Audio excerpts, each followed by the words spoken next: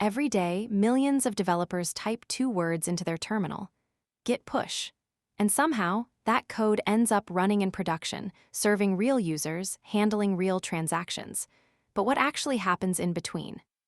The answer is a CI/CD pipeline, an automated assembly line that takes your raw code through a series of quality gates before it ever reaches production.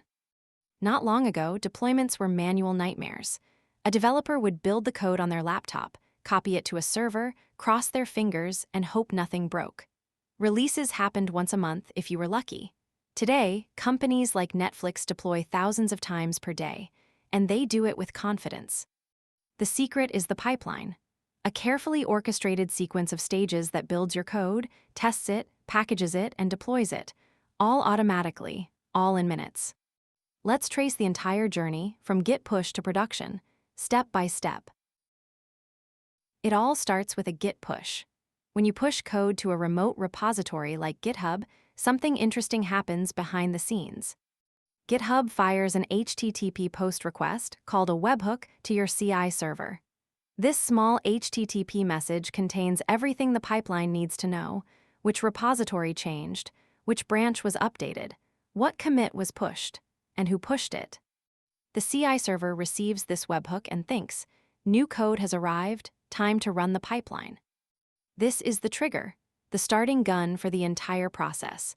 Without webhooks, someone would have to manually click a build button every single time code changed. The webhook makes the entire process instant and automatic. The moment your code hits the remote repository, the pipeline springs into action. No human intervention required. No waiting for someone to notice. The push itself is the signal. And just like that, your code's journey through the pipeline has begun. The first thing the CI server does is create a clean workspace. It runs git clone, pulling your entire repository from scratch. No leftover files from previous builds, no stale caches, nothing. Then it checks out the exact branch and commit that triggered the pipeline. This isolation is critical. Every single pipeline run starts from a perfectly clean slate. That means your build results are always reproducible. If it works in the pipeline, it will work the same way on any other machine.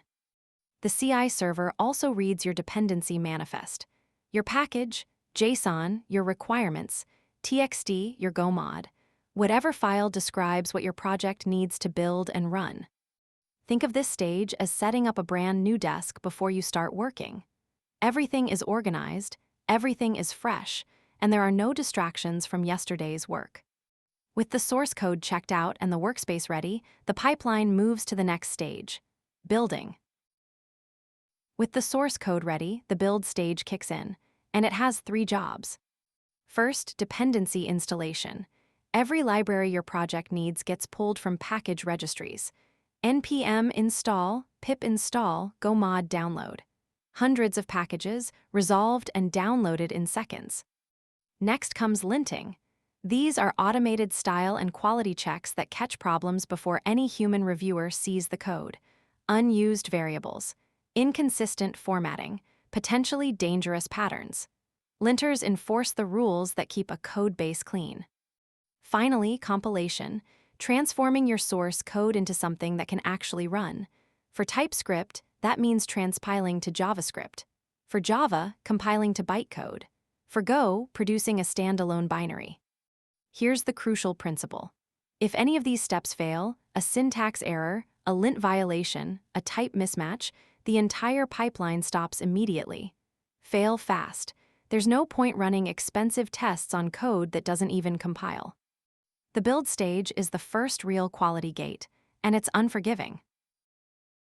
Now comes the most important quality gate: automated testing. Unit tests run first. These are small, focused tests that verify individual functions and modules in isolation. Does this function return the right value? Does this parser handle edge cases?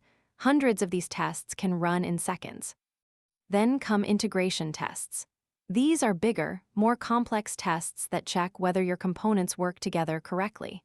Does the API endpoint actually talk to the database? Does the authentication flow complete end-to-end? Does the payment service process a transaction? As tests run, you see a stream of results: green check marks for passing tests, red crosses for failures.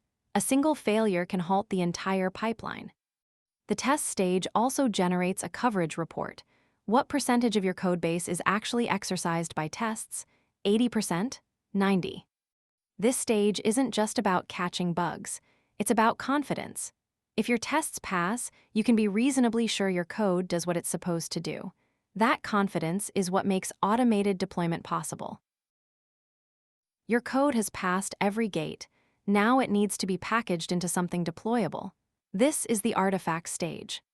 For containerized applications, that usually means building a Docker image, a self-contained package with your code, all its dependencies, and the runtime environment bundled together. Everything the application needs to run, wrapped into one portable unit. This image gets a unique tag, often the git commit SHA, so you always know exactly which version of the code it contains. The artifact then gets pushed to a registry. Think of it as a warehouse for your built software. Docker Hub, Amazon ECR, Google Artifact Registry. Your images sit there, versioned and ready for deployment. Here's the key insight. What gets deployed to production is never raw source code. It is always this pre-built, pre-tested, versioned artifact. The exact same artifact that passed your test suite is the exact same one that gets deployed. No rebuilding, no subtle differences. That consistency is what makes the whole system trustworthy. Now comes the moment of truth, deployment. But you don't just yank the old version out and slam in the new one. That's a recipe for downtime. Instead, smart teams use deployment strategies. The first is blue-green deployment. You maintain two identical production environments: blue, which is currently serving all your live traffic, and green, which sits idle waiting. When you're ready to deploy, you spin up the new version on the green environment. You run health checks, warm up the caches, make sure everything is responding correctly. Then, in one atomic switch, the load balancer redirects all traffic from blue to green. Users never experience downtime because at every single moment, one environment is fully operational and handling requests. And here's the beauty of it. If something goes wrong with green, if error rates spike or latency jumps, you simply switch traffic back to blue. Instant rollback. No panic, no scrambling, just flip the switch. Blue-green deployment gives you zero downtime deploys with a built-in safety net. Blue-green works great, but it requires double the infrastructure. Two other strategies are more resource efficient. In a Canary release, you deploy the new version to just a small fraction of your servers, say 5%. A tiny slice of real user traffic hits the new code. You watch the metrics closely: error rates, latency, CPU usage, memory.